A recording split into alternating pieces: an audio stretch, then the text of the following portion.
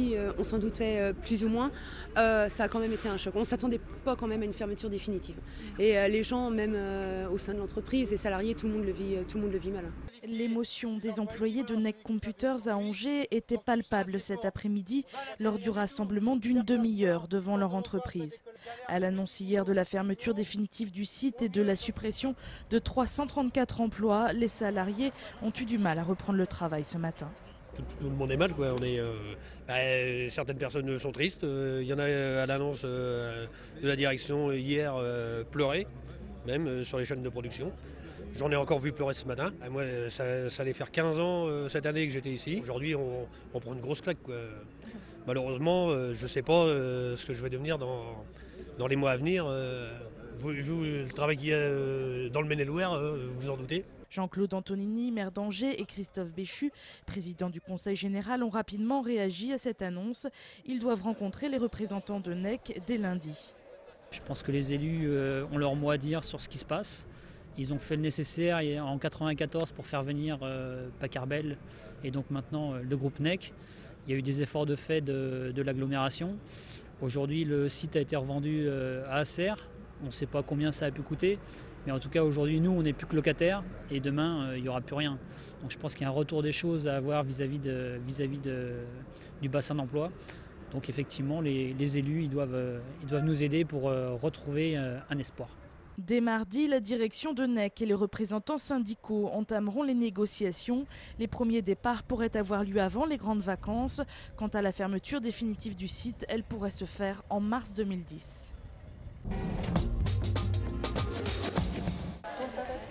Opération Attachons-nous à notre école. Ce soir, à l'heure de la sortie des classes, à l'école maternelle de Lizoret, comme dans plusieurs écoles d'Angers. Les parents d'élèves et leurs enfants ont formé une chaîne humaine pour protester contre les réformes du ministre Xavier Darcos. On pense que toutes les réformes mettent l'école maternelle en danger. Notamment ici à Lizoret, on est menacé d'une fermeture de classe à la rentrée prochaine en septembre, avec les 2 ans qui risquent de ne plus pouvoir être accueillis. Donc c'est quelque chose qui nous inquiète beaucoup.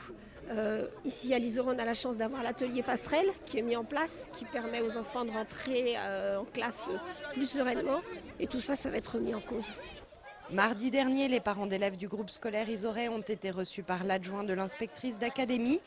Un entretien qui leur aura au moins permis de montrer leur attachement à leur école. Il y a quelques mois, à l'occasion du salon Maison Bois, nous vous présentions le projet de Haut en Bois, un modèle d'habitat social conçu par Angers Habitat. Le bâtiment modulaire et tout en bois, qui avait été entièrement construit en atelier, a depuis été implanté rue La Bruyère, à Angers. Ses premiers locataires investiront les 4 appartements à la fin de la semaine prochaine. Le projet angevin a donné des idées aux autres. Ainsi, ce matin, une délégation de l'Office public de l'habitat d'Ille-et-Vilaine et de maires de communes proches de Rennes sont venus constater les qualités de l'immeuble. D'abord, c'est une construction rapide qui permet de répondre rapidement à des besoins. Le deuxième aspect, c'est que le matériau bois, c'est quelque chose de très noble et j'ai compris que c'était économe en matière d'énergie et que c'est également confortable pour les futurs occupants. Du coup, certains des visiteurs ce matin étaient plus qu'intéressés par le projet. Le maire d'une petite commune de la banlieue rennaise était même venu accompagné de l'architecte à qui il a confié un projet de construction de 40 à 50 logements sociaux. Personnellement, je souhaite véritablement orienter vers des logements basse consommation énergétique et donc à ossature bois. Et donc ce type de réalisation, personnellement, m'intéresse beaucoup. Des projets concrets se dessinent donc en ce moment en Ille-et-Vilaine, mais aussi en Sarthe et bien sûr en Anjou. Angers Habitat, le concepteur de Haut en Bois, est en train de finaliser 2 opérations à Saint-Sylvain d'Anjou et à Muret-Régnier. L'idée étant finalement d'optimiser les coûts de construction. L'objectif est là aussi, c'est de retrouver un volume de commandes qui nous permettent de faire baisser les coûts de production et donc les coûts de fabrication et donc derrière le coût de revient de l'opération. Actuellement, toutes charges comprises, la construction d'un tel bâtiment revient à 1 900 € du mètre carré. Un prix équivalent aux constructions de béton. Contrairement à ce que pourraient laisser penser ces images, Angers-Noyant est bien un club de handball. À l'avant-veille de leur match de Coupe de France contre Ivry, les hommes de Tomislas Krizanovic avaient en effet choisi de débuter leur entraînement balle au pied.